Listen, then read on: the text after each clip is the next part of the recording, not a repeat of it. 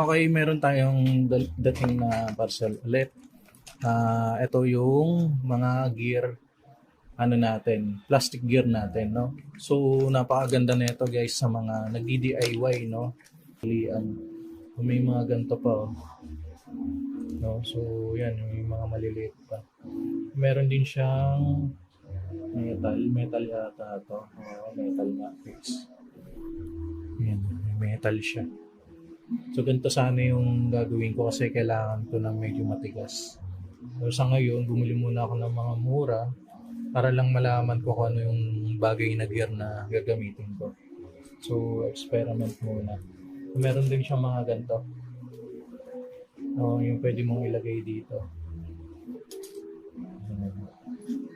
So, yun. So, saan siya nabibili? Yellow Basket, description box, or sa link in bio. Okay?